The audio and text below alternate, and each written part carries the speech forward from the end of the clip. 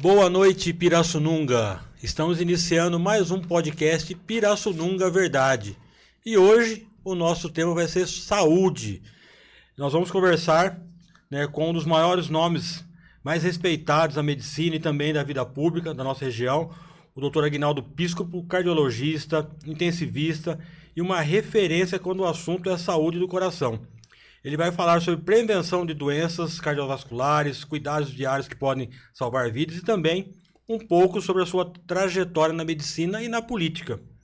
As doenças cardiovasculares continuam sendo a principal causa de morte no Brasil e no mundo.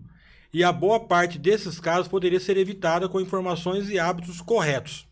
Vamos entender melhor com isso, com quem tem uma grande experiência no assunto.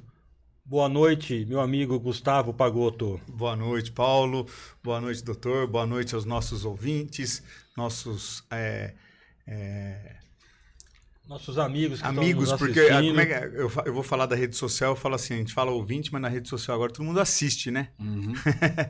É isso aí. Um grande abraço a todos e vamos lá. Mais um podcast que vai surpreender vocês. Vamos pegar o boa noite aqui do nosso entrevistado de hoje. Doutor, obrigado por estar conosco aqui, por ter aceito o nosso convite. Eu que agradeço, Paulo, Gustavo, o pessoal aqui de Pirassununga. É um prazer estar aqui de novo, né? A gente sempre esteve aqui e você sabe que a gente vai ter esse papo aqui sobre coração, sobre saúde, de uma forma geral. E tem umas coisas bem legais, né? Porque pouca gente sabe, mas a gente está lá em Araras, mas o paciente do coração, o paciente que precisa do recurso mais avançado, a gente cuida lá em Araras, ou seja, a gente cuida dos corações aqui do pessoal de Pirassununga.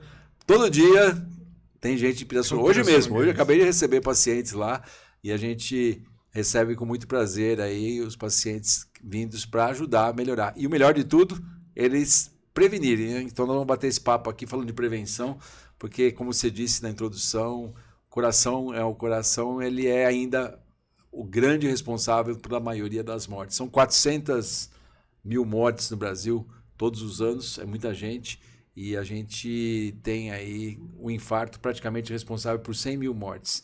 É realmente a doença cardiovascular como um todo, tanto o infarto, falando exclusivamente do infarto, e também o acidente vascular encefálico quando você fala de doença cerebrovascular. É muito grave e a gente pode tentar ajudar a prevenir. Esse bate-papo aqui a gente vai falar sobre isso. E só lembrando você que está nos assistindo, esse programa de hoje ele é gravado, tá? Mas deixa ali os seus comentários, deixa o like ali, comenta, deixa os seus questionamentos para a gente poder ver o que vocês estão achando aí. Então, só lembrando que esse programa de hoje ele é gravado. Você tem algum recado aí antes de eu falar dos patrocinadores? Olha, antes dos patrocinadores, pessoal, aproveite, vocês já viram o tema qual que é? Manda a brasa. Manda o link do nosso programa para as pessoas para assistirem, que vai ser muito importante as informações desse nosso podcast, ok? Então, manda a brasa aí, compartilha com todo mundo. Bom, os nossos patrocinadores, Lemicor Seguros e Certificação Digital, Rua João Pessoa, 400, Centro, cidade de Leme, o 19-3554-9300. A I9 Comunicação Visual, a I9 que está presenteando, a canequinha aqui, que presenteia aí os nossos convidados, nosso amigo Mazuco, adesivos, placas, banners e muito mais é com a I9. 19-99-306-0611, Avenida Painguás, 1495, Pirassununga. Adriano Thanos Queijos Artesanais, 99842-4002. E o residencial Bougainville Sabiá, aonde fica? Pertinho. Caminha para o Centro Hípico Pagotto, pertinho da cidade, lugar maravilhoso. Ô Madu, depois você já anota aí para você poder cobrar a propaganda dele aqui, tá? Residencial Bougainville Sabiá, onde viver bem é a melhor escolha. Um lugar tranquilo, perto de uma grande área verde, ótima localização com acesso fácil a tudo que você precisa. Dentro do Residencial Sabiá você encontra uma infraestrutura completa, pensada em cada detalhe para o seu conforto, lazer e bem-estar e total segurança, com portaria 24 horas. É a certeza de um futuro tranquilo para você e sua família. Venha fazer parte desse empreendimento e construa a casa dos seus sonhos. Ótimas condições de financiamento. Residencial Bougainville Sabiá, seu novo lar. Para mais informações, entre em contato no número 19 99 849 8407. E lembrando que vai estar na tela, né, o QR Code para vocês fazerem a doação para o GVCC. Então lembre-se, né, do GVCC, os voluntários do GVCC que ajudam aquelas pessoas que têm câncer. Então façam lá as suas doações para ajudar o nosso GVCC aqui de Pirassununga. Vamos bater o recorde. Vamos ajudar, vamos bater recorde aí para ajudar o GVCC. Doação para o GVCC, pessoal. Vamos começar o nosso bate-papo? Manda brasa, Paulo. Doutor, quais são hoje as principais causas de infarto entre os brasileiros? Olha, a doença cardiovascular, ela desponta e ela cada vez atinge a população mais cedo. Então, muita gente aí infartando com 35, 32, ou seja, até menos de 40 anos, e a gente tem ficado muito preocupado com isso. O infarto, a maior causa do infarto é a obstrução do vaso, ou seja, a artéria do coração vai lá e entope, e aí nós temos fatores de risco, que o maior vilão da gente é o colesterol alto, não tratado, ou seja, a pessoa tem aquela gordura que é a matéria-prima para formar a placa de arterioma. O tabaco, ou seja, as pessoas que fumam, elas acabam fazendo que essa placa, essa arteriosclerose seja mais acelerada. A pressão alta é o motorzinho desse envelhecimento arterial. O diabetes, a vida sedentária, ou seja, quem é sedentário, está com sobrepeso, obesidade, ele acaba sendo mais diabético, mais hipertenso e tem mais chance de ter infarto. E a gente acaba tendo todos esses fatores, né, e que também o estilo de vida, a parte emocional, né, e agora algumas coisas mais novas, né, o cigarro eletrônico, as drogas, entre aspas, recreativas. A gente tem tido muito jovem, né, que acaba tendo infarto por uso de maconha, por uso de cocaína e também, infelizmente, a moda dos hormônios sintéticos. Então é uma doença multifatorial que a gente trata disso todo dia. Eu, com certeza, eu vejo infarto hoje, né? A gente trabalhando aí, tem aí 5, 6 infartos num dia só, numa cidade de 135, 140 mil habitantes, mas com uma área, né, que a gente atende na região grande, né? Como eu disse, hoje mesmo eu recebi paciente de Pirassununga, e a gente tem esse tratamento e sabe que a maioria dos pacientes poderiam evitar esses fatores. E um dos pacientes que a gente atendeu hoje, um paciente que já infartou, volta infartado e não parou de fumar. Outro, uma senhora que teve um infarto 2 anos atrás, nunca mais foi ao médico. Paciente diabético que não faz o tratamento, não tem as metas de glicemia. Quem tem infarto tem que ter metas muito duras de tratamento para evitar um novo infarto. E aí tem um grande problema, Paulo. Quem tem infarto, metade das pessoas, um pouco mais da metade, morrem na primeira hora. Ou seja, não chegam vivos ao hospital. Então é uma situação grave que todo mundo que está ouvindo aí já perdeu um amigo, um parente ou um vizinho que saiu de casa para trabalhar, como a gente sai todo dia, e teve uma morte súbita, e a maioria das vezes é infarto agudo do miocárdio.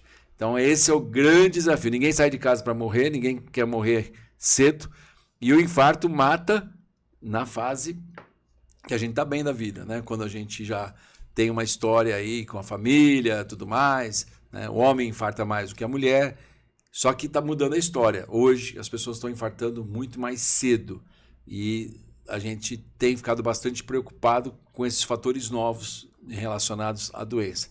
Já vou até falar para as pessoas, muita gente já está pensando, foi a vacina. Não tem nada a ver com a vacina.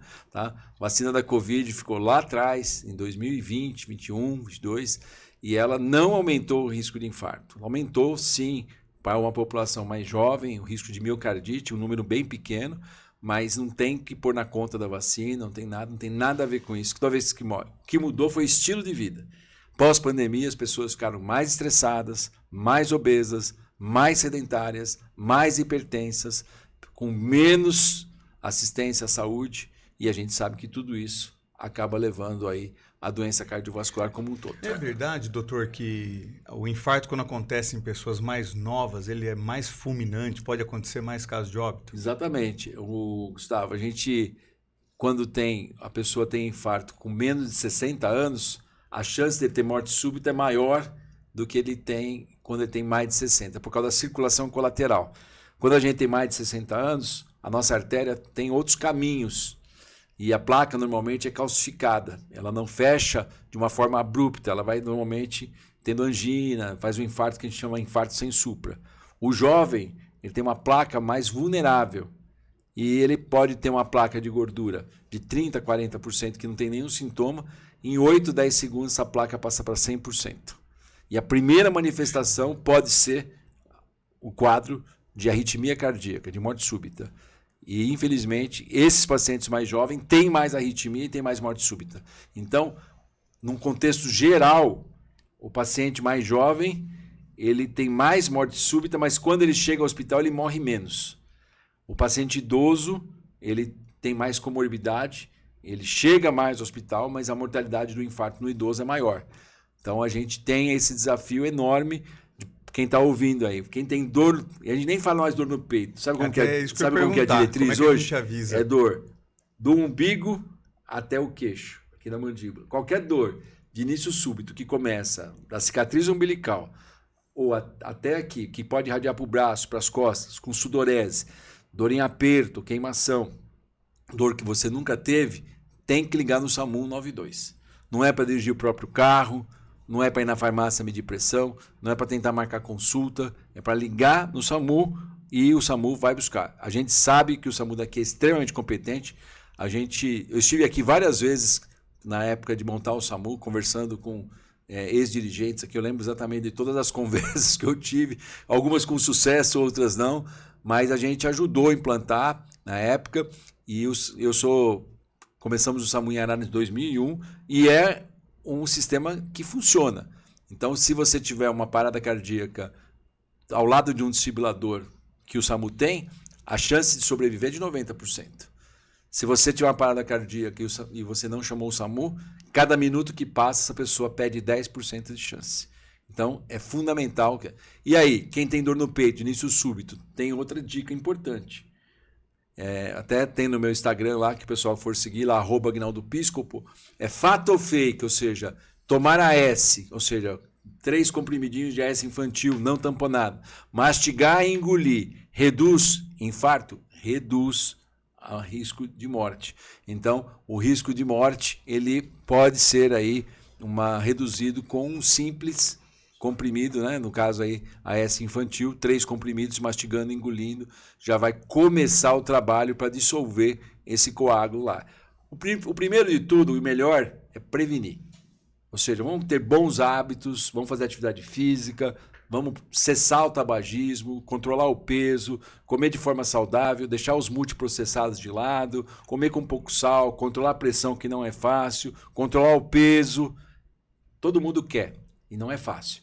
Atividade física e tudo mais. Mas, se tiver uma eventualidade, dor no peito, início súbito, não esqueça de chamar ajuda o mais rápido possível, porque essa pode ser a diferença entre sua chance de sobreviver ou, infelizmente, a perda da sua vida. O senhor estava comentando a questão de sedentarismo, tabagismo, e eu já vi casos, né, de pessoas aí que eram atletas, né, que levavam ali realmente ao rigor ali essa questão e morrer de infarto de uma hora para outra. Uhum. Isso vem da questão de hereditariedade ou não? Ou todo mundo está sujeito, mesmo aquela pessoa que faça as coisas regradas, né, bonitinho, também está sujeito a essas questões? Vou deixar as pessoas mais preocupadas, então. Porque assim, atletas, principalmente os atletas de alta performance, eles têm mais risco de morte súbita do que a população geral. Olha que loucura. Então, essas pessoas que fazem atividade física, triatleta, biatleta, os caras que fazem alta performance, eles acabam tendo uma chance maior de hipertrofiar o coração e uma parte, infelizmente, por alteração genética, acabam aumentando o risco de ter aí a morte súbita causada por arritmia. Uma outra coisa importante, as pessoas que fazem atividade física de alta performance, normalmente fazem o quê? Ingesta calórica alta, infelizmente existe uma busca da hipertrofia muscular a qualquer custo, com o uso de hormônios, anabolizantes e tudo mais. E essa busca também acelera o processo aterosclerótico. A gente sabe que as pessoas, por exemplo, de endurance, têm mais placa de gordura no coração do que as pessoas que fazem atividade moderada. Então, olha que importante. Eu não sou contra as pessoas que querem fazer alta performance. Mas se a gente está falando para a população em termos de prevenção, o melhor é exercício moderado. Tudo que é demais faz mal. Isso. Né? Exercício moderado. Maratona, quando a gente acaba, se a gente for lá fazer exame de sangue e olhar se teve injúria miocárdica, se teve sofrimento, a gente sabe que as pessoas têm... Tanto que a maratona, né? Ou seja, o primeiro que correu, né, para comunicar a mensagem, ele morreu logo em seguida. Né? Então, historicamente, na Grécia, né, quando a gente sabe dessa história. Então, pratique atividade física regular, 150 minutos, né, no mínimo por semana, de exercício moderado. Quer fazer um exercício melhor, o Gold Standard aí são 300 minutos. Exercício resistido, que é de força. Exercícios aeróbicos, né, que te dê prazer, mensurados, ou seja, que você tem meta, que você pode fazer e que você vai ganhar músculo e vai ganhar capacidade física e reduzir mortalidade. Os estudos mostram que reduz o infarto, reduz AVC, reduz Alzheimer, reduz câncer. Então, quem tem câncer no intestino hoje, o sedentário tem praticamente 3 vezes mais. Então, precisa realmente ter difícil. Não é fácil a gente ajustar tudo isso, né? Mas a gente precisa realmente ter essa atividade física como regularidade. E depois, quando você chegar aos seus 70, 80 anos, como que você quer chegar? Cabeça boa, né? Carregando a sua própria mala para poder viajar, ter mobilidade, e o nosso coração, o nosso cérebro e os nossos músculos são as nossas grandes, nossa grande herança, nosso investimento para a gente poder chegar, né? E a gente vê isso em países desenvolvidos. Eu estive recentemente na Suíça e você vê lá o pessoal com 70 anos subindo a montanha com a família toda e tudo mais. E aqui a gente vê às vezes as pessoas com idade muito inferior já com bastante dificuldade, né? Porque não fazem atividade e acabam ali levando uma vida mais arrastada. E eu tenho falado isso muito em outras oportunidades. Dei uma entrevista essa semana para o estado de São Paulo sobre isso. É muito fácil também. A gente, quando fala de exercício, quando fala de alimentação saudável, se a gente for falar das pessoas que moram aí no eixo da cidade principal, né? Agora, vai para a periferia. O cara que acorda lá em São Paulo, acorda lá na periferia de São Paulo, na região leste, na região sul, um cara que acorda 3h30, 4 horas da manhã, pega 2 ônibus, um metrô, pega trem, e você vai falar para ele fazer atividade física no final do dia. Esse cara come mal, esse cara fuma, esse cara vai viver, infelizmente os números mostram que ele vive, em média, 15 anos a menos do que quem se cuida. Então esse é um grande desafio e aí é cultural. Um negócio preocupante. Onde existia fome e desnutrição, hoje existe obesidade pela comida ruim, hipertensão e diabetes. Então, deram aí nesses programas sociais, lógico que as pessoas têm que se alimentar, mas não é simplesmente dar a comida, tem que ter qualidade. Que comida que é essa? Pouco sal, pouco carboidrato, né? Como que a gente pode ensinar as pessoas a comerem de forma adequada? É você passar no fim de semana na periferia, logicamente você vai lá, tem o litrão e a costelona lá, né? Que é gostoso pra caramba, eu também gosto, mas não pode ser culturalmente consumida do jeito que é, porque isso causa obesidade, hipertensão, colesterol alto e tudo mais, e vai impactar em redução de anos de vida, com certeza. Tem pergunta aí, Pagotto? Tem sim, olha só. Tem diferença no sintoma, vamos supor, uma pessoa que está infartando, o senhor já disse, qualquer dor do umbigo até o queixo, fique preocupado. Sim. No homem e na mulher tem diferença? Olha, a mulher ela é muito injustiçada em relação à dor torácica, à dor do peito. Porque a mulher tem um gatilho, muitas vezes, emocional. A mulher vai no hospital, ela conta uma história emocional. Ah, eu estava em casa, tive um mal-estar, eu briguei com meu marido, eu briguei com não sei o quê, e ela conta uma história de uma dor que muitas vezes não é uma dor típica. É uma dor que ela se confunde com a parte emocional. E o homem, normalmente, já tem uma dor mais característica, que é mais valorizada e tudo mais. Então, esse é um grande desafio. Todos os meus alunos de medicina, quando eu oriento, sala de emergência, eu sempre, e eu já até fiz outro dia um post na minha rede social, escrito assim, não duvide da dor da mulher. Porque grande parte das mulheres tem dor torácica relacionado ao gatilho emocional e o médico muitas vezes acha que é nervoso. E a paciente às vezes fala, isso é nervoso. Né? Eu tive agora, há pouco tempo atrás, uma roteirista que estava fazendo um trabalho aí e ela estava indo viajar, e ela falava, ai doutor, eu estou dando piti, eu preciso viajar, eu estava nervosa com o avião, não sei o quê. Ela estava infartada, com 48 anos. Né? Então, não é assim. A gente que tem mais experiência já pega. E existe algumas síndromes que são mais comuns nas mulheres, que nem a doença coronária, não, o paciente não tem doença coronária, mas tem dor no peito, que é a famosa síndrome do coração partido, que é a doença de Takotsubo, que é uma doença relacionada ao estresse, ou seja, a pessoa diante de um estresse, uma perda de um ente querido, de um assalto, ele tem um infarto, tem uma manifestação, e quando você vai lá, faz o cateterismo, as coronárias dele são normais, secundário a esse estado emocional. Então, você tem razão. Ele chega a sentir dor? Dor né? igualzinho, tudo igual, e você faz o cateterismo, as coronárias são normais, e tudo isso aconteceu pela descarga de adrenalina. Eu já atendi gente que infartou porque ganhou no bingo, eu já atendi gente que perdeu no bingo, já vi gente que infartou no futebol, assistindo Copa do Mundo. Lembra aquela decisão de pênalti que teve lá, acho que era Brasil e Holanda, não sei, e aí os caras foram lá, o branco fez um gol lá, eu tive que sair, atendi 2 infartados nesse dia. Hoje em dia acho que o pessoal não infarta mais Copa do Mundo, infarta com a de time, né? Vou contar um detalhe. Uma vez eu joguei na Mega Sena e fui assistir o sorteio. Falou o primeiro número. Acertou. Eu tinha. O segundo, eu tinha. Passou mal. Nossa. Não, vou falar, é teste. É? Tudo bem, dali pra frente errei todos, mas até o segundo acertando, não, começa a dar um negócio. É verdade que assim, você não controla isso. E a parte adrenérgica, ou seja, aquela liberação de adrenalina extrema, ela pode levar o paciente a infarto. Então, é importante que, quando vai ao médico, primeiro, teve dor no peito, tá? E você nunca teve aquela dor, procure ajuda médica. Não é para ir tomar banho no banheiro, vomitou, eu vomitei, vou tomar um banhinho antes. Não, porque você pode ter a perda de consciência ali em minutos. Então, tem dor no peito, acha que é infarto, tem que ir para o sistema de emergência. Aqui, em Pirassununga, tem SAMU. Então, 192. E tem médico. Leme não tem.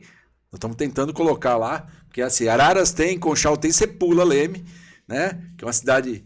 Maior que Pirassununga. Que não tem SAMU, né? Um negócio que eu não consigo entender. Mas vamos ajudar lá. Vamos dizer. E aí, o que a gente precisa? Ligar para o SAMU. E o SAMU tem um médico. A ligação do SAMU cai lá em Araras. O médico regulador vai saber o que é. Qual é o erro mais comum? Subestimar a dor. Eu vou tomar um remedinho e vou dormir.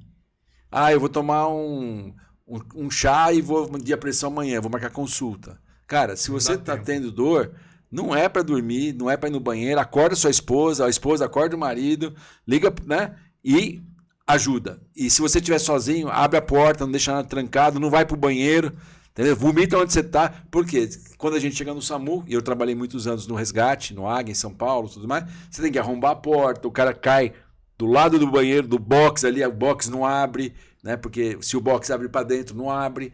E aí a gente tem muito mais trabalho e as chances são bem menores. Doutor, repete o que o senhor falou sobre o AS. Então, alguém que tem dor no peito, tem um trabalho científico já muito antigo, na década de 90, que foi testado placebo e AS, e mais um trombolítico.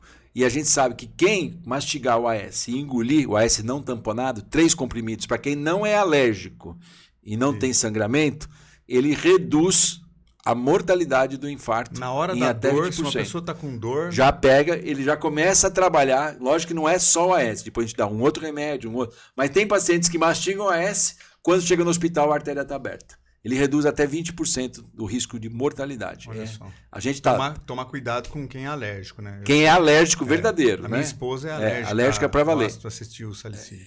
Quem é alérgico para valer, né? Quem fica com a boca, enche a boca, quem tem alergia. Porque também é importante falar isso, porque às vezes as pessoas chegam no hospital e falam assim, sou alérgico a S. Mas qual alergia? Eu tomo e dá dor no estômago. Isso não é alergia. Então precisa ver se é alergia verdadeira, porque se você não vai tomar, você está perdendo 20% de um remédio que está te ajudando. Olha que interessante, né? E o senhor estava falando da questão do socorro rápido, né? Eu presenciei isso dentro de casa, né? Meu pai levantou de madrugada, sentiu uma dorzinha, achou que não era nada, ficou sentado no sofá da sala, ficou batendo papo com a minha mãe, aí quis tomar banho, a minha mãe falou, não, vamos chamar a ambulância. Não, vou tomar um banho, vou tomar banho. E aí, simplesmente, de uma hora para outra... Perdeu a consciência. Ele infartou, a gente tentou ali, né? Eu tentei fazer a massagem até chegar ali o resgate, mas já chegou no hospital sem vida. Talvez se tivesse, né, já de imediato, sentiu a dor, a gente já tivesse levado, né, pro hospital socorrido, talvez hoje poderia estar vivo, né? Então, mas foi assim, uma coisa você está falando exatamente o que a gente presencia praticamente todos os dias, né? Porque isso é negação. Pessoal, eu não tô... Não é... Cara, quem tem que saber se é ou não é o médico depois do eletro. Tá? Então, na dúvida, chama. Tá? Se chegar lá e não é, problema nenhum. Tomou AS e não era. Não vai fazer mal. Agora, se você ficou lá, exatamente como você contou, né, uma história familiar triste, do que a gente está acabando de falar. Porque a pessoa acha que não é nada e quando a pessoa perde a consciência, já é por uma arritmia chamada fibrilação ventricular e aí a chance de sobrevida ela vai sendo perdida minuto a minuto. 10% de chance por minuto a gente perde. Ou seja, no final de 10 minutos, que é o tempo em média que uma ambulância chega, as pessoas já praticamente têm 0% de chance. Doutor, e existem casos de pessoas, por exemplo, que infartam, não sente dor nenhuma e quando vai fazer o exame está infartado? Isso existe realmente? Isso nos mais idosos, é muito comum, nos diabéticos também, nos transplantados. Então, o paciente mais idoso, quando a gente fala acima de 70 anos, 40% tem praticamente infarto sem dor. Então, o paciente começa a se sentir mal, fica confuso, perde consciência e aí chega no hospital, acha que é infecção e muitas vezes é infarto. E os diabéticos também são pacientes que muitas vezes não têm dor. Então, tem que ficar bem atento a esse tipo. E as dores atípicas, né? Porque às vezes o paciente tem uma dor que não tem falta de ar, tem outra alteração e a gente acaba fazendo diagnóstico. Medicina é uma arte, né? A gente que veja, eu estou com 35 anos de formado e eu vejo infartado todo dia e dou aula disso, não só aqui na faculdade, isso no Brasil todo, e a gente ensina isso. E todo dia a gente está aprendendo. Todo dia. Hoje, nós pegamos um paciente de 23 anos com embolia pulmonar. 23 anos. Puxa vida. Tá? E eu fiquei bem feliz no sentido do diagnóstico, porque quem fez o diagnóstico foram os alunos, os meus mentorados, né? Médicos mais jovens. Cheguei lá, foi discutir o caso, falei, não, vocês estão certos, vamos fazer uma angiotomografia. Ele tinha uma história positiva para uma trombose que ele parou o remédio e ele teve... A manifestação foi perda de consciência. E era uma baita numa embolia. Com certeza, se ele não tivesse feito diagnóstico, ele teria morrido. Puxa vida. Caramba. Doutor, só uma curiosidade. O senhor trabalha como professor também, então? Sou professor da Faculdade de São Leopoldo Mandic, na Santa Casa. Sou professor da Sociedade Cardiológica do Estado de São Paulo desde 2001. Sou instrutor de um curso chamado Advanced Cardio Life Support, a CLS, que é um curso de emergência, desde 98, faz tempo, e a gente ensina medicina de emergência, isso há muitos anos, com simulação realística, tudo, inclusive minha tese de doutorado. Eu estou perguntando, porque minha filha está no 3º ano lá. Vai ser minha aluna. Vai ser aluna. Coincidência, viu, gente? Isso não estava previsto. Vai ser minha aluna. Mas vamos lá. Antes da gente passar para o segundo bloco nosso aqui, vamos falar dos nossos patrocinadores. Leme Cor Seguros e Certificação Digital. Lá em Leme, no centro, na rua João Pessoa, número 400. Telefone de contato 3554-9300. E 9 Comunicação Visual. É aquele responsável pelas nossas canecas aqui, ó. que a gente dá de presente para os nossos convidados, a Inove. E não é só a caneca não, viu? Adesivos, placas, banners e muito mais. É com a Inove. Telefone para contato 19 99 306 0611. Repita. 99 306 0611. E Adriano Thanos, queijos artesanais. Telefone para contato 99842 4002. Repetindo, 99842 4002. Residencial Burgerville Sabiá. O residencial que fica no caminho, indo para o Centro Hípico Pagoto. Já adiantei, hein? Vou começar a cobrar. Onde viver bem é a melhor escolha. Um lugar tranquilo, perto de uma grande área verde, ótima localização, com acesso fácil a tudo que você precisa. Dentro do Residencial Sabiá, você encontra uma infraestrutura completa, pensada em cada detalhe para o seu conforto. Lazer, bem-estar e total segurança com portaria 24 horas. É a certeza de um futuro tranquilo para você e sua família. Venha fazer parte desse empreendimento e construa a casa dos seus sonhos. Ótimas condições de financiamento. Olha lá, pessoal. Residencial Burgerville Sabiá, o seu novo lar. Para maiores informações, entre em contato pelo telefone 19 99 849 8407. Repetindo, 19 998 49 8407. Vamos lá. E lembrando do QR Code do GVCC que está na tela, né? Então vamos aí ajudar, né, o GVCC, que são os voluntários aí que ajudam as pessoas que têm câncer. Já bateu o recorde de arrecadação, pessoal. Quem participa aqui com a gente já viu no outro programa que a gente fez com o pessoal do GVCC. Vocês viram o trabalho maravilhoso que eles fazem aqui na nossa cidade, auxiliando o pessoal que tem hoje, sofre dessa comorbidade do câncer. E vocês viram que a vida é muito difícil e eles dão um auxílio total. Você viu que trabalho bacana que eles fazem aqui, doutor? É isso aí. Voluntariado. Você sabe uma coisa interessante? As populações que têm maior longevidade, um dos fatores é servir a própria comunidade. Olha só, as pessoas que são voluntárias, esses que estão ajudando, vão durar mais. Vão ser pessoas que vão São anjos, são anjos, é por isso. Então já tem vários trabalhos mostrando, ou seja, trabalhar para a comunidade, espiritualidade ajuda a redução de mortalidade da pessoa que ajuda. Olha que legal. Dica ótima. Fica a dica para vocês aí, ó. É isso aí. Vamos passar para a segunda parte, Paulo? Vamos. Doutor, tem uma pergunta aqui, ó.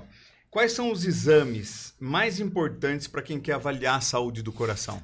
Olha, existe aquele check-up, né, que a gente deve fazer, e a saúde do coração depende muito da saúde como um todo. Então, aquele exame que você vai ao cardiologista ou num clínico, que são os exames de sangue para ver se você tem aí colesterol alto, se o seu LDL colesterol, que é o colesterol ruim, está abaixo aí, para a população geral tem que estar abaixo de 120, o ideal é que esteja abaixo de 100. Se a pessoa teve infarto, por exemplo, tem que estar abaixo de 50 ou 40. Olha aqui, o açúcar do sangue, a glicemia, né? É importante também a gente avaliar outros fatores que a gente, durante aqueles exames de sangue, a gente avalia. O exame clínico, ou seja, uma conversa com o médico, que começa uma anamnese, saber o histórico familiar, saber se essa pessoa já teve infarto na família, se teve gente que teve morte súbita, se teve problemas se tem sintomas, né? A gente sempre avalia isso. Depois um exame clínico, ou seja, isso os médicos estão pecando muito quanto a isso, né? Que não examina, né? Então tem que auscultar, ver pressão arterial, palpar a barriga, ver se o paciente, deitar o paciente, avaliar o paciente como um todo.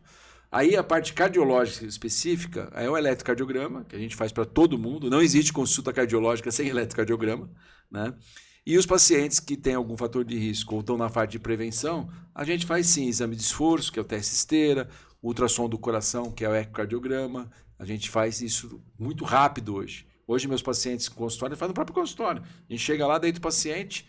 Na sala de emergência a gente ensina os alunos a fazerem eco de emergência já. Então, esses são os exames iniciais. Lógico que quando vai aumentando a queixa ou os exames vão dando alterados, aí sim existem outros exames, como cateterismo cardíaco, como angiotomografia e outros exames que podem ser feitos. Mas numa parte de prevenção, os exames iniciais, que é uma boa conversa com o médico, um bom exame físico, um eletrocardiograma, já tem uma boa ideia do que... E a gente vai avançando de acordo com o que a gente tem de dado positivo. E aí as pessoas perguntam, com quantos anos começa isso, né? Então depende. Se a gente tem história familiar de doença cardíaca, né, às vezes tem que começar quando já é adolescente ou criança. Uma dislipidemia familiar, que é o colesterol alto. Quando a pessoa não tem fator de risco e vai ao médico de estrutura de saúde da família e tudo mais, ele vai procurar o cardiologista depois dos seus 35, 40 anos. Agora, se ele já fuma, já tem uma história de sobrepeso e obesidade, está hipertenso, ele vai ter que ser visto, sim, por um médico clínico, bom clínico, ou acaba sendo visto pelo cardiologista mesmo, que acaba direcionando mais para reduzir esse risco cardiovascular. Agora, também não adianta ir no médico só para saber o que tem e não tratar, né? Porque o cara, desencargo de consciência, né? O cara vai lá, porque principalmente o homem, né? O homem é mais complicado, né? O cara vai no médico, o homem, porque ele já sabe tudo que o médico vai falar, então ele não quer ir no médico, né? 70% dos homens mentem na consulta, sabia? Puxa. 30% não vai no médico, né? Então, o que acontece? Eu estou nos 30%, eu não minto. O cara chega lá, você fuma? Não. Você bebe? Bebo pouco. E aí, isso a gente brinca, mas é muito difícil. É muito mais difícil cuidar do homem do que da mulher.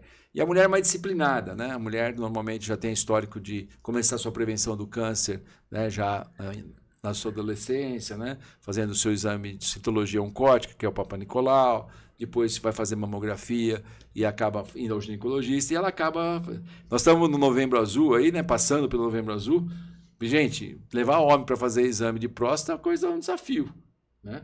Porque o cara acha que ele vai lá, né? São só 3 segundos, né? Não tem perigo. O cara não tem, né? Não tem problema de dependência. É rápido o exame. Né? Ainda bem que eu tô em dia com o meu, então não, tá tudo certinho. Você vê o cara, né? O cara vai fazer o exame de próstata, aí ele encontra o urologista no mercado, ele muda de corredor. Você acha que o cara vai lembrar de você, né? Vai dar uma vergonhazinha, eu vou confessar, viu? Nossa. Mas você acha que ele vai lembrar do seu? Ele vê 50 por dia. Não né? sei. Não vai, fica tranquilo. Você lembra dele, mas a gente não lembra do... Fica tranquilo. Não dá nem bola pra gente, dá, né? Não, fica tranquilo. Então, a gente brinca, mas é super importante. Além dessa prevenção cardiovascular, o cardiologista, como clínico, já faz avaliação desse paciente para câncer de próstata, já faz avaliação. Eu peço para vários pacientes, já faço colonoscopia dos pacientes acima de 45 anos, ou se ele tem história familiar, a gente já antecipa, se tem sintoma. O médico, ele não é engessado, tá? Porque às vezes chega um paciente e fala assim para mim, doutor, eu tô com um problema de dor no estômago, que médico eu procuro? Eu falo, por que eu não posso pedir uma endoscopia? Palpa a barriga aqui e tal. Se tiver uma alteração, se precisar, eu encaminho. Agora, não é cada sintoma um médico. Senão, não tem jeito. E muitas vezes o cara... Às vezes o paciente meu, dou um remédio lá que tá pressão alta, começa a tossir, em vez de ele voltar comigo, ele vai no otorrino, vai no pneumo, vai no gastro. Ele volta comigo, eu troco o remédio por causa da tosse. Então, porque... Você tem que ter um médico, eu gosto muito disso, eu sempre falo isso, você tem que ter um médico para chamar de seu médico, que é o maestro. E aí depois o seu médico vai direcionar você para os médicos que ele confia. Confie num médico, entendeu? O cara liga para você, explica direitinho. Agora, lógico que cada vez isso é mais difícil, né? O cara não atende telefone, não quer, e muitas vezes os médicos mais jovens, né? E não só os jovens, eles não querem ter nome. Eles querem ter função. É o médico do pronto-socorro, o médico do posto. Então, ele não quer investir no nome. Entendeu? Porque 35 anos de formado, você tem um nome, custa.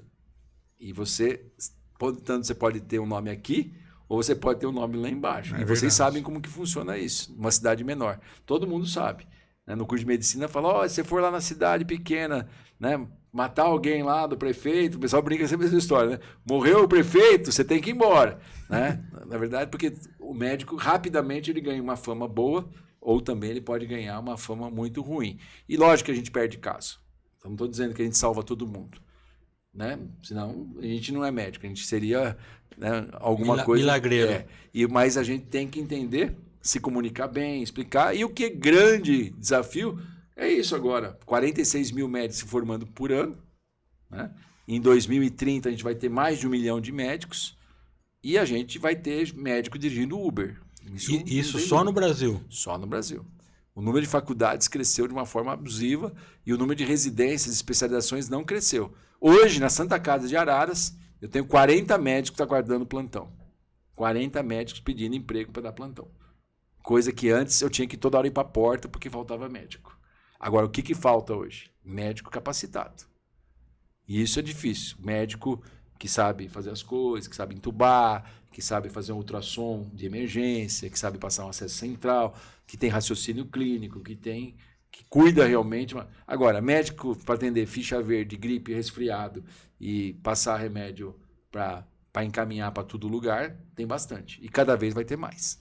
Eu vou mudar aqui para o bloco 3, que tem umas perguntas interessantes, que aqui no 2 tem alguns que o doutor já respondeu. Então eu queria perguntar para o doutor o seguinte: o senhor acredita que a população tem acesso adequado à informação sobre prevenção cardiovascular? Eu acho que assim, até informação tem, né? Mas os estudos mostram que as pessoas não aprendem, né? Por exemplo, a gente fez um estudo recente, uma pesquisa da Sociedade Cardíaca do Estado de São Paulo, e perguntamos às pessoas se o colesterol fazia mal para o coração. Tá? A maioria das pessoas disseram que não sabiam que o colesterol alto entope a artéria do coração. E aí nós perguntamos para as pessoas quantas pessoas tinham dosado o colesterol no último ano. Nem 10%.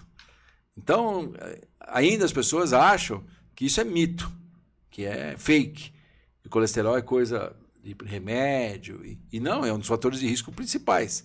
E a gente sabe, né, da propaganda enganosa aí, das fake news, dizendo que o remédio do colesterol faz mal para o fígado, que faz mal para não sei o quê, que tem que comer, não pode cozinhar com óleo vegetal, tem que cozinhar com banha de porco, que não sei o quê. E tem gente louca, né, que louca é até uma coisa que seria ruim para as pessoas que têm doença psiquiátrica. Gente que engana realmente. E a rede social, ela aceita tudo. É o que mais tem. E aí o cara começa a vender falsas verdades, e aí também, infelizmente, gente vendendo falsa ilusão e falsos tratamentos, que aí tem que subir a B12 para não sei quanto, que a vitamina D tem que ser não sei de quê. E isso vira uma loucura e as pessoas não conseguem, começam a ser confundidas. Agora, a prevenção cardiovascular é o que nós acabamos de falar. É você ter atividade física, é ter uma alimentação saudável, é controlar o seu peso, é comer com pouco sal. Se tiver pressão alta, tem que tratar a pressão. Se você tiver diabetes, tem que tratar o diabetes. Se você tiver colesterol, tem que tomar remédio. Só que pressão alta não dói. Colesterol alto não dói.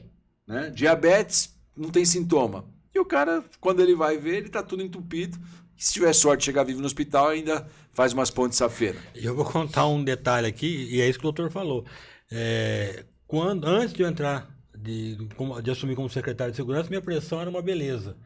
E um dia eu fui fazer a esteira para ver como é que estava a minha pressão. O cardiologista, na hora, ele parou. Eu comecei a correr, ele parou. Eu falei, o que foi, doutor? Eu falei, você está com 21 de pressão. Eu falei, como assim? Eu não estou sentindo nada. Como se eu tivesse...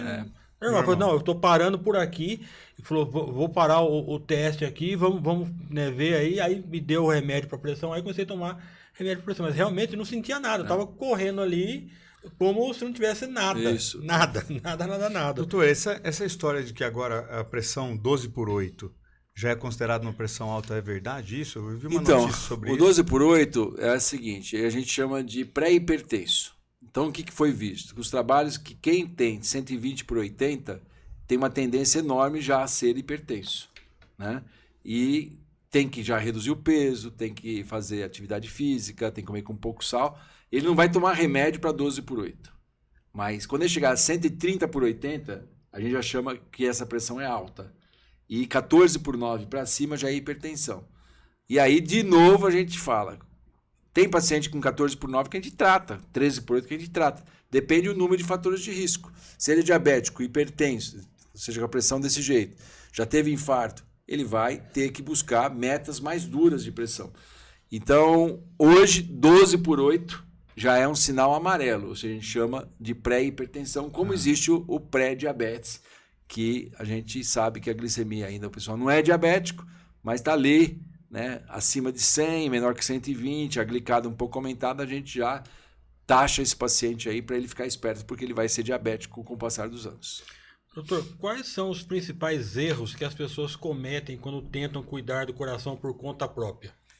Olha, a maioria subestima sintomas, né? Acaba trocando medicamentos, interrompendo o tratamento da pressão alta, do colesterol. Esses são os principais, a interrupção do tratamento. Não, né, reconhecer sinais de gravidade, né, no caso da doença coronária. Arritmias, por exemplo, o paciente tem arritmia, ele tem que tomar anticoagulante quando ele tem uma arritmia, por exemplo, com risco alto de embolia, no caso de para AVC, que é a fibrilação atrial. Muitas vezes não toma medicamento. E tudo isso acaba subestimando e levando o paciente já, alguns tempos depois, já com complicações. Quando não, infelizmente, ele não chega vivo ao hospital. Coração, faz uma continha rápida aí, né? Ele bate aí 70 a 80 vezes por minuto. Tá? Multiplica isso por 60, que é 1 hora. Multiplica isso por 24, que é 1 dia. Multiplica por 30, que é 1 mês. Trabalha pra caramba. Multiplica isso por 12 e pela sua idade. São milhões de batimentos. E se ele falhar 7 segundos, perde a consciência e adeus. Se ele parar e ninguém fizer nada nos primeiros minutos, ali 7, 8 minutos, raramente alguém consegue sobreviver. Então é uma máquina, né, perfeita, que aguenta muita coisa e o pessoal trata muito mal ele. E a gente precisa realmente controlar, porque ele é uma situação que a medicina, ela desenvolveu muito. A cardiologia do Brasil é uma das melhores do mundo.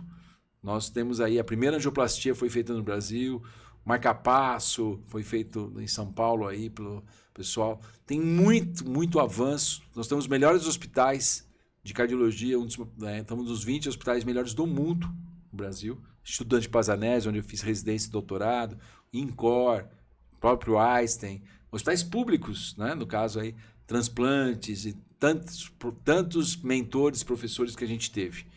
Então, a cardiologia de Araras é uma cardiologia regional, que nós começamos isso lá atrás com o Dr. Caio Assunção, com o Antônio Carlos Assunção, começando a implantar marca-passo, e nós somos referência na região, e pelo SUS, tá? Que eu tenho o maior orgulho. Eu atendo paciente pelo SUS de Pirassununga, chega lá, faz cateterismo, faz tudo, e a gente faz todo esse trabalho pela Santa Casa, que sofre como toda Santa Casa, aqui de Pirassununga, a de Leme, a de Conchal, que a gente luta tanto.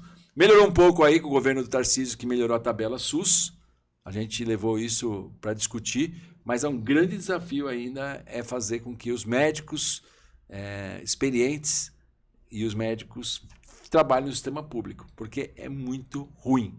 Você tem uma ideia, antes da tabela SUS, uma consulta aí, vamos falar, um parto cesáreo, paga R$50 para o médico, né? R$13 para o anestesista. Então, responsabilidade, quantos anos estudando. Então, a moça que tira a foto, com certeza ganha muito mais que isso, né?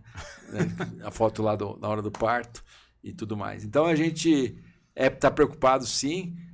O que falta na parte pública, na parte médica, é um plano de carreira. Por que um promotor não sai para advogar? Porque ele entra e ele tem um plano. Ele presta um concurso. E por que a medicina não tem isso? Por que um juiz faz um plano de carreira, ele vai ser desembargador, depois ele tem ascensão? O médico não, a gente entra a primeira coisa que o médico faz quando ele melhora, a maioria das vezes ele abandona o sistema público. Ou fica que nem a gente lá atendendo porque gosta, mas também porque eu não dependo disso para viver, porque senão eu não poderia ficar só no sistema público. Então eu consigo suprir com o meu consultório particular e tudo mais. É interessante o senhor que tem essa visão global de como funciona, até para chamar a atenção dos órgãos que são responsáveis. Isso é questão de leis, de criar medidas governamentais que sejam atrativas, né, para formar essa carreira médica. A gente tem trabalhado muito isso, o Conselho Federal de Medicina tem tentado e tudo mais, mas pelo contrário, hoje tem ocorrido menos concursos públicos, mais contratações de OS, mais contratações de empresas, e o sistema público de saúde dos hospitais especializados vai sofrer um impacto enorme nos próximos anos. Não só médicos, mas também enfermagem. Porque, por exemplo, só o Complexo HC, com mais de 60 mil funcionários em fase de aposentadoria. E não consegue ter concurso. E não tem concurso. E outra, quando tem, o médico ou o profissional de saúde não é atraído mais pelo concurso público. Hoje você abre concurso público. Pode abrir aqui em Pirassununga. É verdade. Quem que vem fazer? O cara vem, dá um plantão, 2, e ele não consegue ter esse atrativo. Não sei se com tanto médico tem, mas o médico que faz na faculdade, que paga 15 mil reais, ele não vai querer trabalhar pelo valor que hoje a gente tem sem um plano de carreira.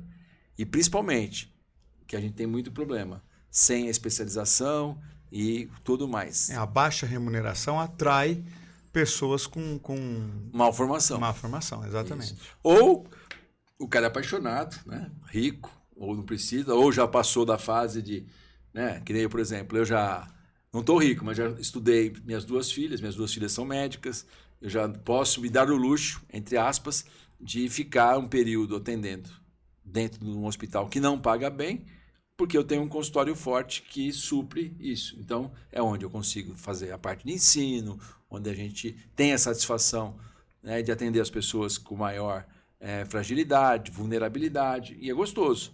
Mas para o cara que acabou de formar, que tem que comprar casa, que tem que pagar a faculdade de filho, como que ele vai ficar trabalhando aí para ganhar, para dar um choque na pessoa e ganhar R$28? É o que o senhor disse, isso é uma tragédia anunciada, né? Vai chegar essa hora. Vai chegar. E quem sofre é a população, né? Com atendimento. E agora começaram aí com os especialistas. Primeiro foi mais médicos, né?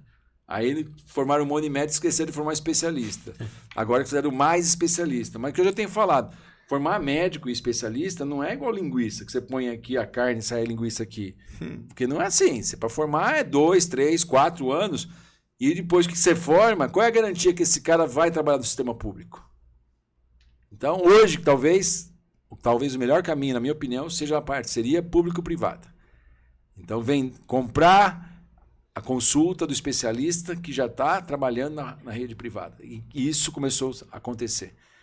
Começou a acontecer de um tempo para cá. Essa ideia é interessante. Porque aí você vai lá, por exemplo, dentro de um consultório, você vai pagar uma consulta mais barata do que um convênio, ou um pouco mais, mas o médico é especialista, ele vai dedicar ali uma parte, pode ter no futuro, por exemplo, uma mitigação, por exemplo, de parte do imposto que o médico paga, como existe nos hospitais. Então, se o médico atende 10 consultas, 20 consultas ali, por que a tributação dele de imposto de renda seja um pouco menor, que ele possa pagar, em vez de entregar ali o seu imposto de renda, que ele entregue em consulta.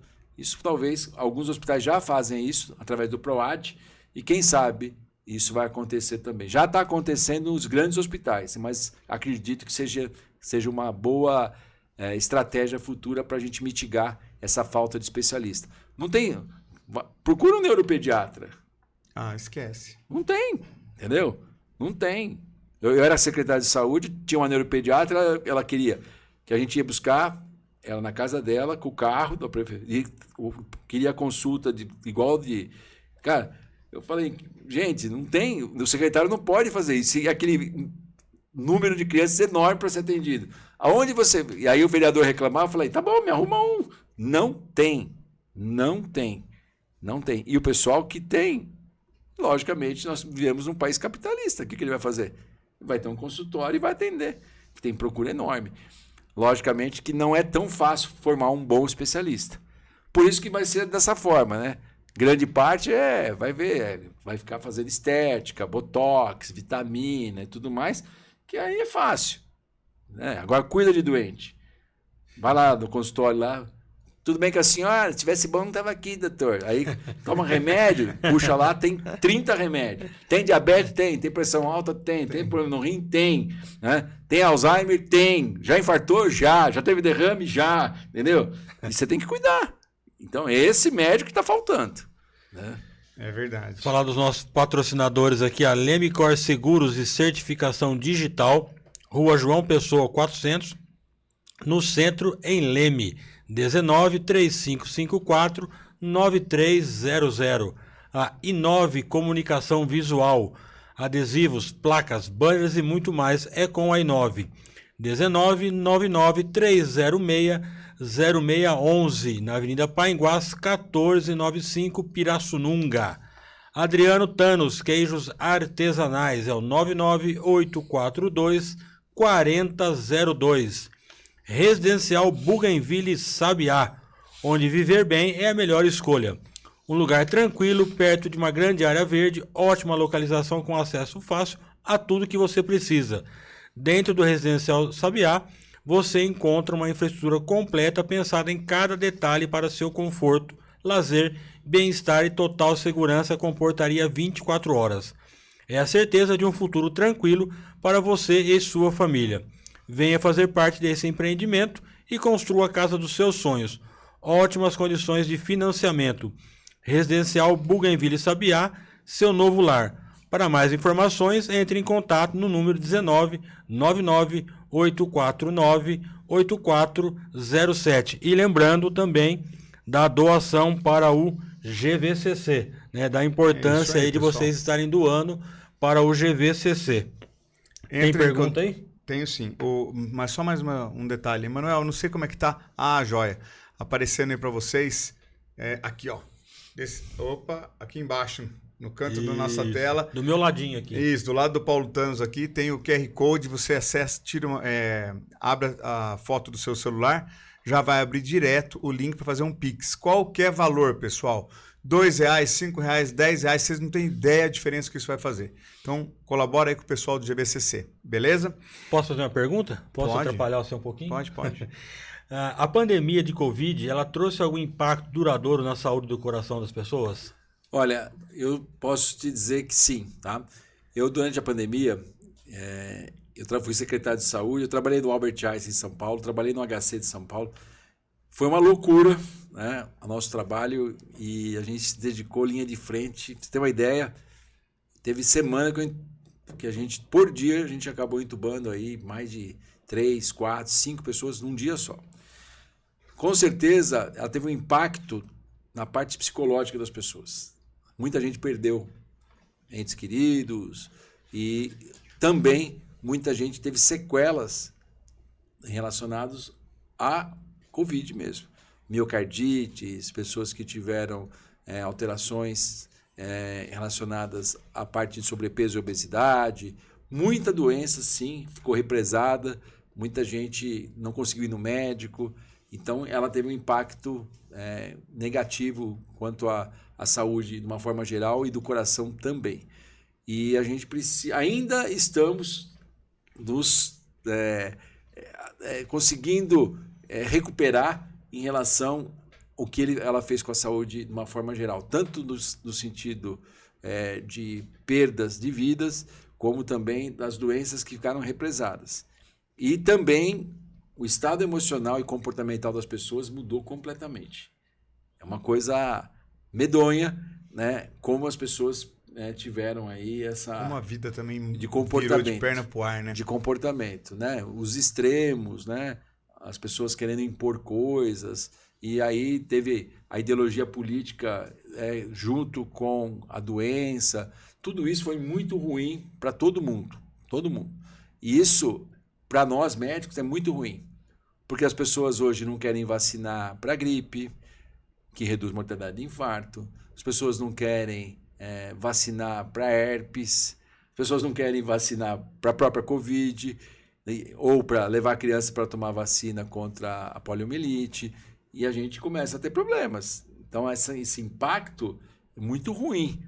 É uma situação que nós estamos passando ainda. E essa polarização aí nas redes sociais, ela traz muito dano à saúde mental das pessoas. Vocês veem aí muita gente jovem, né, infelizmente, os desafios de internet, cometendo atos contra a própria saúde, contra a própria vida, e a negação. Porque a responsabilidade de alguém que fala, né, e ele tem uma credibilidade, né, que é um líder, as pessoas acreditam. Exatamente. Né? E são pessoas que têm que tomar muito cuidado. E essa situação das fakes, né, que a gente tem visto de uma forma de alastrar, e é muito rápido, cara, impressionante. Esses dias aí uma louca aí foi falar que fazer massagem na mão com infarto era reduzir a mortalidade. Eu falei pro G1 isso daí, tá lá no G1. Fui lá desmentir isso aí, porque não tem. Olha o cara infartado lá fazendo, né? O que vai fazer, gente? Eu acho que a rede social é uma fonte de informação e o grande problema é que a pessoa vai atrás daquilo que ela quer ouvir. Isso. Ela quer procurar um médico que fala, não precisa fazer comer exercício, torresmo todo dia é bom pra caramba. Se você beber, você vai viver mais. Pô, eu vi o doutor Aguinaldo falando que tem que fazer dieta. O outro fala que comer torresmo. Eu não torresmo, também gosto, né? Então... pessoas que endossam então, esse é o problema importantíssimo, que são os extremos, né?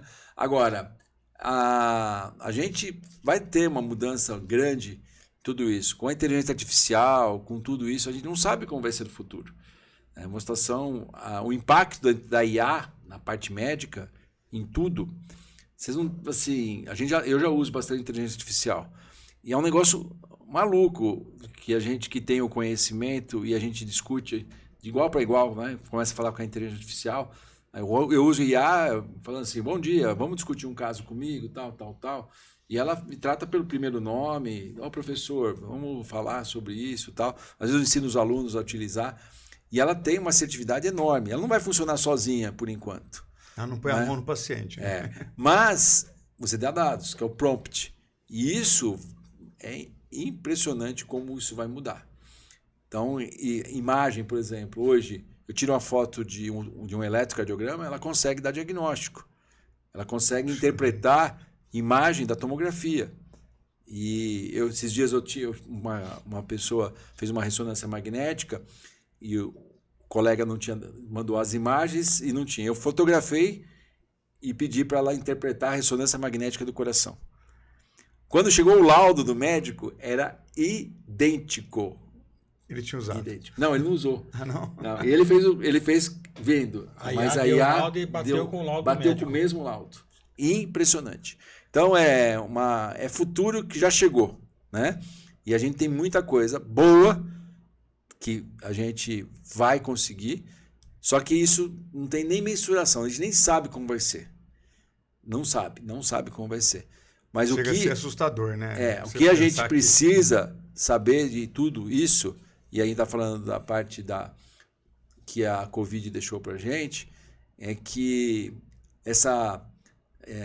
esse estresse contínuo da polarização de um lado de outro, tudo que a gente acabou tendo a doença, quantas pessoas... E ideologia política na saúde, isso atrapalhou. Então, infelizmente, quando a gente fala aí, tem muita gente ouvindo, que eu nunca vou convencer que a vacina da Covid não vai dar infarto, não vai dar câncer. Não adianta falar. Ele acha que e ele vai entender isso. E ele tem milhares de pessoas que falam isso para ele. Né? Como tem lá, patologista lá, que falou que a vacina deu trombose, que tem que fazer o dímero. Gente, não tem nada. E isso a gente prova cientificamente. É fácil, de um lado ou de outro. Eu sempre conto uma história importante, que você vê como que é a parte científica. Você sabe que a Europa tem diminuído bastante a natalidade, né? Você vai lá, nasciam 5, 6 crianças para o casal, e hoje é nenhum ou um. E fizeram um estudo que mostrou que a falta de nascimento das crianças é porque diminuiu o número de cegonha. Então não tem cegonha para levar criança, né? Diminuiu só. Então o que você viu? Diminuiu o número de cegonha, diminuiu o número de crianças nascidas. Não tem cegonha para levar. O cara junta as duas então, informações e acredita nisso. Isso. Eu provo para vocês que o desmatamento diminuiu porque diminuiu a cegonha. Como que vai ter, né, criança se não tem cegonha para levar? Alguém acredita nisso? Não. Então é a mesma coisa. Se você pegar duas verdades, né, e você cruzar de forma, né, que cientificamente você pode fazer cientificamente do mal, você consegue provar um monte de coisa que não existe. E aí tem gente com conflitos de interesses, com vieses relacionados a ganhos, né, que seja ganhos financeiros, ganhos de likes, ganhos... E aí começa a vender essas coisas por aí. Por isso que é muito complicado e a gente não sabe como vai ser o futuro. Mas que a gente teve um impacto enorme de mudança de comportamento pós-pandemia, eu não tenho dúvida. Olha só. Me pergunta aí. Eu tenho. Doutor, fala uma coisa para mim. O poder público hoje, o atendimento que tem na rede pública de saúde, ele pode ser melhor ainda nessa parte, principalmente na questão cardiológica, vamos dizer, no atendimento de infarto, essas coisas? Então, com certeza, né? Eu trabalho na secretaria, com projetos da Secretaria de Saúde de São Paulo, tanto no município como no estado, com um projeto de redução de mortalidade de infarto. E a gente ainda, quando a gente fala do estado todo, a gente tem uma mortalidade que gira em torno de 14%. Mas tem cidades locais que a mortalidade chega a ultrapassar 30%. E a mortalidade nos Estados Unidos é de 4,5%, 5%. Então a gente ainda... Verdade, tanta diferença. Isso. Você pega uma cidade mais organizada, nosso eixo aqui é um eixo bom. Tá? Araras tem a mortalidade aí abaixo de 10%, né? Os números aqui de Pirassununga eu não sei exatamente, mas não são tão altos. O que a gente precisa é educar a população do que nós estamos fazendo aqui. Olha, quais são os sintomas, qual é a prevenção, quais são os fatores de risco, dar o medicamento, fazer que as pessoas entendam isso, incentivar a prática de atividade física, ensinar as crianças a ter atividade física, menos tela, mais esporte. Outra coisa importante, ensinar a comer. Eu tenho falado isso bastante. Você vai no mercado, é um crime. Tudo aquelas bolachas, Ana Maria, wafer e não sei o quê, tudo na altura das crianças. De propósito. Entendeu? Dá um carrinho pequeno, aí a criança vai lá, põe tudo no carrinho, aí a mãe tira, a avó deixa metade, né? E isso é ruim, porque ela vai aprender a comer errado. Então, refrigerante aumenta 5 vezes a chance de câncer, refrigerante adoçado, açucarado, né? Tudo isso, né, a gente ganha peso e tudo mais. Nós precisamos mudar, né? E o sistema público não é só de remédio. Ele pode começar na escola, com uma boa cantina, pessoas, com a educação, né? Com tudo mais. A gente faz um trabalho desse, mas não é fácil, tá? Porque existe a indústria interessada na comida ruim, no tabaco, né? Em tudo, na tela. Então, hoje a criançada, o celular do pai e da mãe é chupeta. Começa a chorar, a criança, pá, vai lá. Dá o celular. Dá o celular. Então, isso cria uma criança mais estressada, que vai ter mais ansiedade, vai comer errado, vai levar ela para comer o lanchinho que ganha o brinquedinho, e ela vai, quando ela estiver estressada, ela vai lembrar disso. Então, isso é uma parte importante que a gente pode prevenir. O sistema público de saúde, para atender doentes no coração, no Brasil, aqui no nosso estado, ele é um bom sistema. Ninguém morre aqui em Pirassununga ou em Araras, em qualquer lugar, porque não tem vaga de cirurgia, não tem vaga para infarto. Normalmente ele morre se ele é grave. Isso não é verdade, por exemplo, numa cidade maior. Um paciente em São Paulo, por exemplo, dependendo que você pega lá, nas cidades locais lá que tem milhões de pessoas, ele vai aguardar ali uma cirurgia cardíaca mais de ano. Os mutirões têm ajudado isso. Então, hoje ainda, nós, no estado de São Paulo, a gente tem ainda uma assistência boa e alguns vazios importantes. Mas a gente sabe que a gente poderia reduzir, principalmente, o número de doentes, que tem aumentado e muito. Mas, por exemplo, o senhor comentou que vai muito paciente de Pirassununga lá para o senhor atender. Hoje aqui em Pirassununga nós temos um déficit, então, com relação a isso. Não, porque a gente tem uma pactuação. Por exemplo, não adianta Araras ter uma máquina de cateterismo e uma cirurgia cardíaca e Pirassununga ter outra. Entendi, não tem volume para tudo isso. Isso, tem que ser referenciado. Né? Tá. Então, por exemplo, Conchal, Pirassununga, Santa Cruz, Leme, vão para Araras. Né? Como Araras atende a oncologia, não tem radioterapia. Né? A radioterapia de Araras vai para Piracicaba e vai para Limeira. E Araras quer ter também. Então, não adianta, isso aqui no Brasil é muito interessante. Todo mundo quer ter tudo na sua cidade. Não dá. Nós temos que ter o quê? Segurança de atender a fase aguda do infarto aqui. E uma proposta que eu tenho, e isso se um dia vai dar certo, alguém que infarta aqui para fazer um cateterismo de emergência, nós estamos aqui a 30 minutos, 35 minutos de Araras. Infartou aqui, máquina de cateterismo lá, faz angioplastia primária, ou dá medicamento e depois... Eu faço protocolos para várias cidades do Brasil todo. Eu estou fazendo agora de uma cidade do sul. Então, a gente olha, estuda e como que vai fazer. Então, uma cidade, né, na Grande Porto Alegre, que a gente está fazendo um protocolo para levar o paciente para lá. Então, isso é importante, a gente ter essa estrutura mais especializada. Eu, como médico cardiologista que vejo infarto todo dia, eu tenho maior assertividade do que um médico que não vê isso todo dia. Como, na verdade, um cara um neurologista que opera aneurisma todo dia, ele tem maior assertividade do que eu, porque ele vê aquilo todo dia. A gente olha e vê. E tem gente que olha e não enxerga. Então, essa é a diferença. A gente tem isso. Então, acho, né, que quando a gente tem essas pactuações são realmente adequadas. Nós estamos numa DRS aqui na nossa região, aqui, Piracicaba, excelente, Araras é muito boa, né, aqui nossa região, já passamos por maus momentos. E o que a gente precisa, que a gente tem uma dificuldade, é que esses prefeitos, né, no caso Araras, Pirassununga, Leme, Conchal, tudo mais, talvez se consorciassem, se ajudassem mais. E não adianta, porque é ruim para todo mundo. Não adianta, é cobertor curto. Mas o que salvou um pouco agora, volto a dizer, e estou falando da tabela SUS, o governo Tarcísio colocou, quando eu estive candidato no passado, o que eu fiz? Eu propus isso. É lógico que não foi uma proposta minha só. Muita gente levou isso para discutir. Porque quando você complementa a tabela SUS, melhora para a Santa Casa e atrai o médico para fazer um trabalho minimamente remunerado. Ninguém quer ficar rico com o SUS, mas o cara não pode também colocar todo o que ele aprendeu e tudo mais, uma cirurgia cardíaca para ganhar R$200, R$300. Então ele tem que sair de lá porque ele vai ficar 6 horas ali com a vida de alguém. Fora a responsabilidade. Isso. E o risco de processo, né? Porque ele pode pegar... Não paga o advogado. Isso, não paga, com certeza. Vamos entrar Muito um pouquinho bem na vida política do doutor agora? Vamos, então. É o último bloco nosso, doutor. E a gente vai tocar em assuntos aqui que eu acho que são interessantes. Nós já vimos que o senhor tem uma visão bem ampla dessa questão da saúde. Vamos falar um pouquinho da política. Até quero fazer um comentário aqui para a gente começar.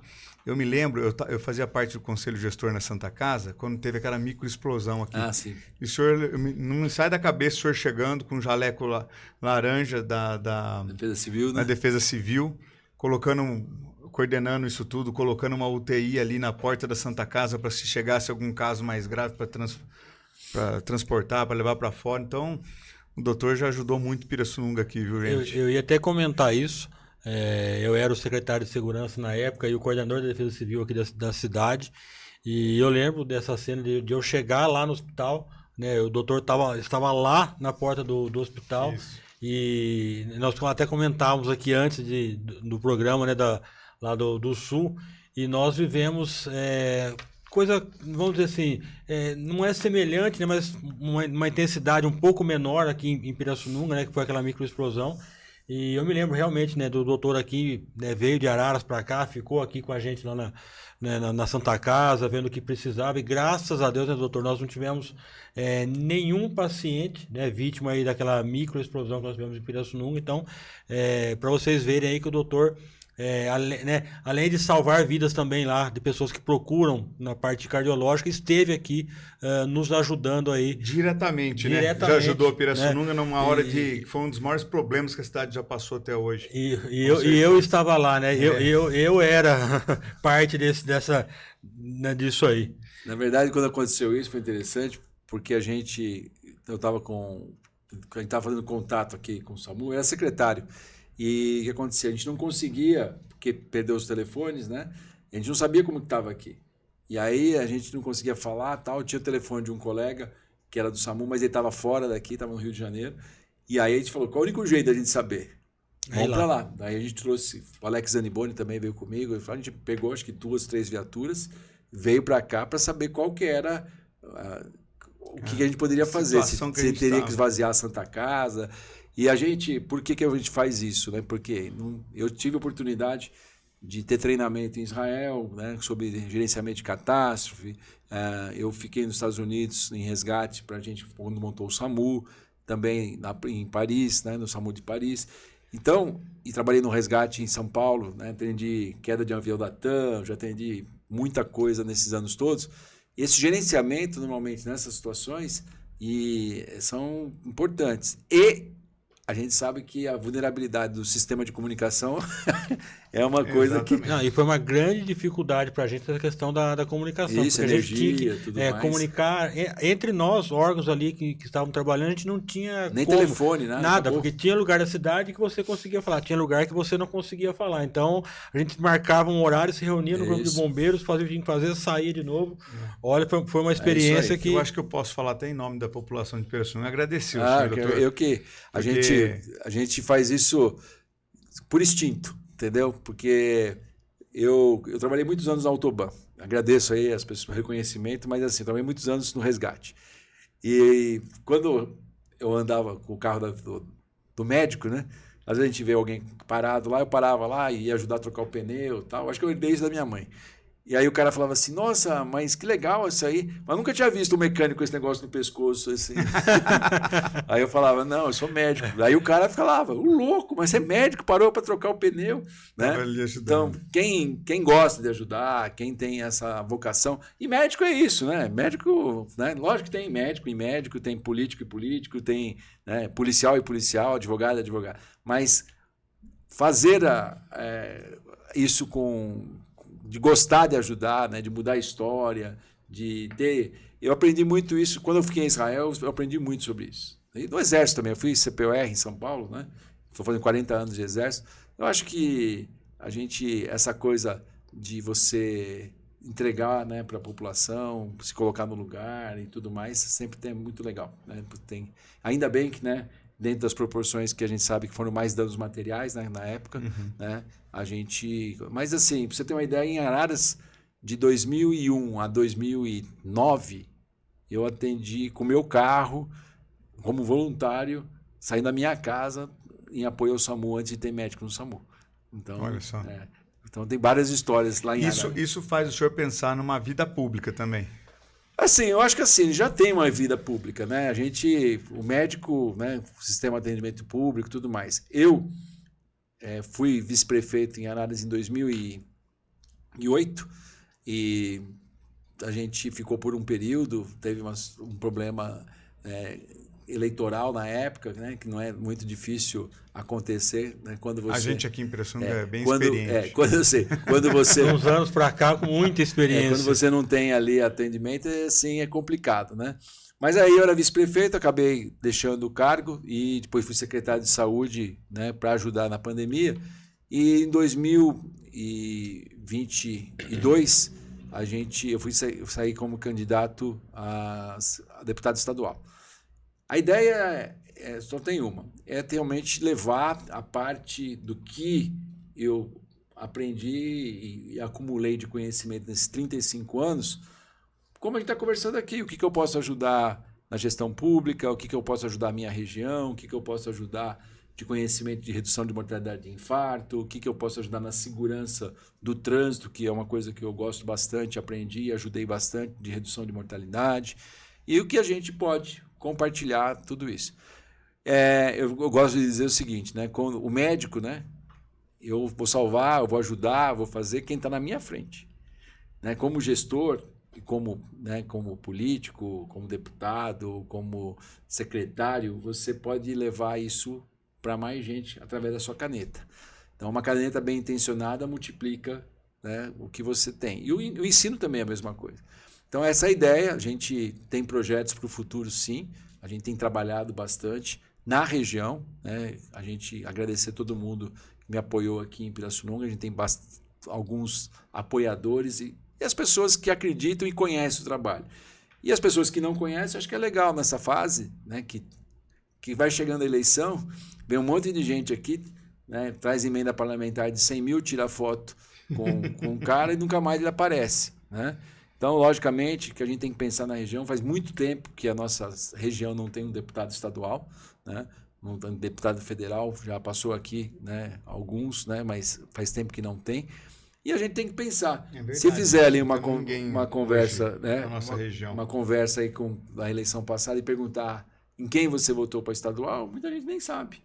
E a gente precisa fazer isso. Logicamente, ainda é um projeto, a gente não é candidato a nada ainda, mas a gente tem sim em convicção que se colocar à disposição, né, por uma bandeira. E a bandeira é a saúde, a bandeira é a gestão, essa parte do que nós conversamos, porque realmente, principalmente as santas casas, o sistema público de saúde, o sistema de emergência, a gente ainda precisa de muito mais recursos.